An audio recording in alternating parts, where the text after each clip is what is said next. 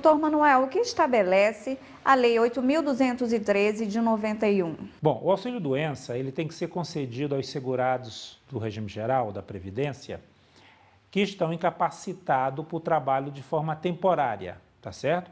Essa incapacitação pode provir de uma doença comum ou de acidente de trabalho ou acidente de qualquer natureza. O prazo aí de início desse benefício depende do tipo de segurado, porque o segurado empregado, aquele que é contratado pela CLT, com base na CLT, ele é diferenciado.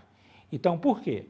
Porque quem é empregado, quando está de licença médica, seja decorrente de acidente de trabalho ou de doença, os 15 primeiros dias são de responsabilidade do empregador, tá certo? Isso é o que diz também a legislação trabalhista. Então, as duas legislações não podem ser contraditórias, tá certo?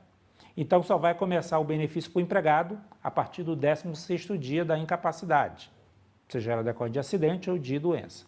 Os demais segurados é da data da incapacidade. Aí nós temos segurado empregado doméstico, trabalhador avulso, segurado especial, tá certo?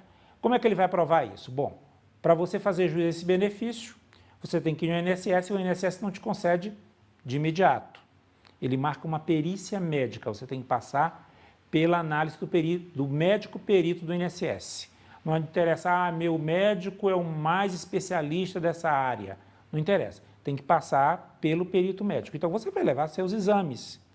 E no caso dos outros segurados, pelo atendimento, pelos exames, o médico vai saber qual foi o dia da incapacidade, o dia que iniciou a incapacidade. Provavelmente o dia que a pessoa foi atendida no serviço médico, seja regular ou de emergência, tá certo?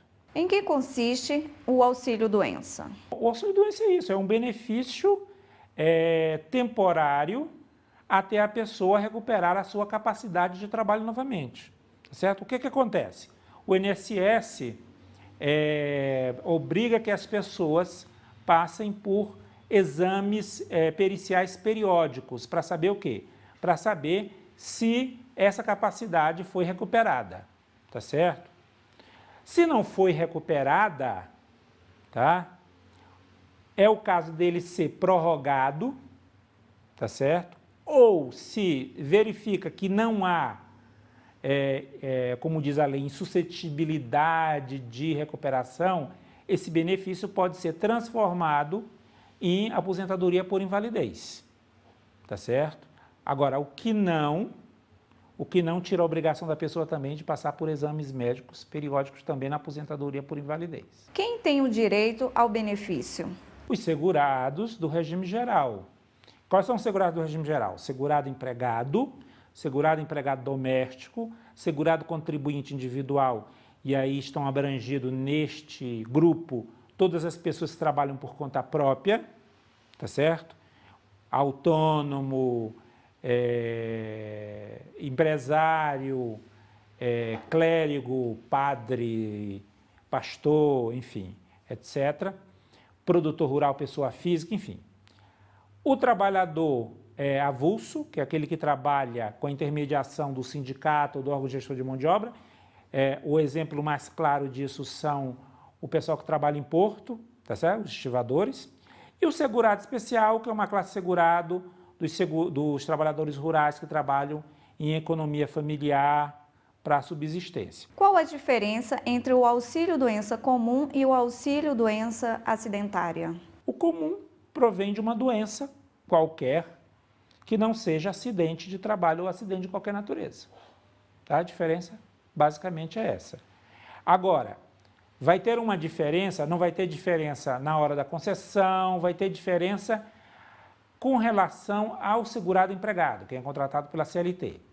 Então, se eu sou segurado empregado e o meu auxílio-doença foi concedido em função do acidente de trabalho, quando a perícia médica do INSS avalia que eu estou apto para o trabalho, cancela o benefício e diz que eu posso voltar ao trabalho, o meu empregador não pode me demitir, por um prazo de 12 meses.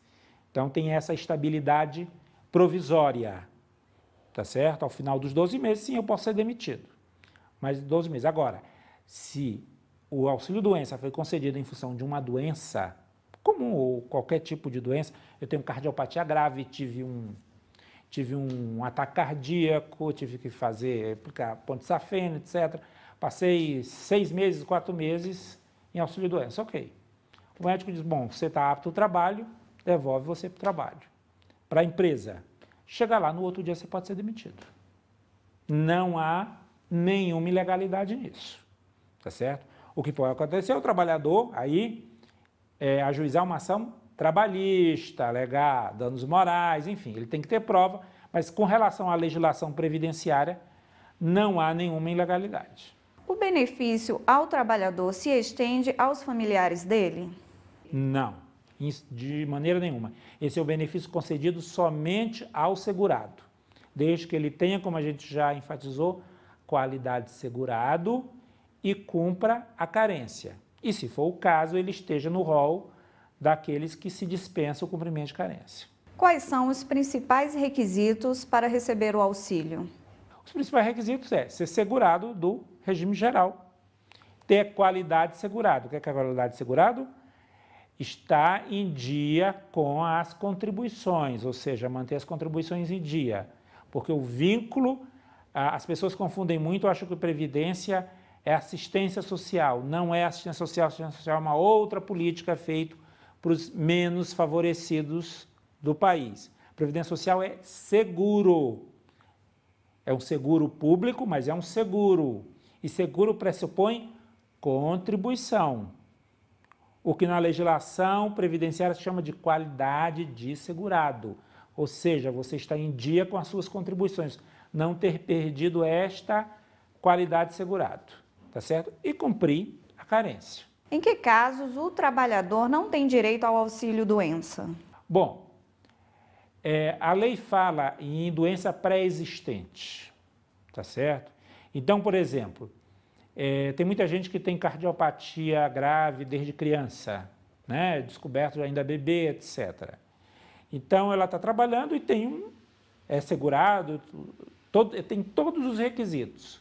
Fica impedido de trabalhar. Se a perícia médica constatar que é decorrente desta doença pré-existente, ela não tem direito, a menos que, o que a lei diz? Ela prove um nexo de que ela piorou, houve o agravamento da doença por causa da atividade que ela exercia. Essa prova, às vezes, é muito difícil de fazer e muitos trabalhadores ficam sem direito ao benefício por causa disso. Salvo isso, ela não vai ter direito. E claro, não vai ter direito se não tiver qualidade de segurado, tá certo? Não tiver a contribuição, o vínculo jurídico, que é por meio da contribuição, ou não cumprir a carência, salvo se enquadrar nos casos de dispensa de carência.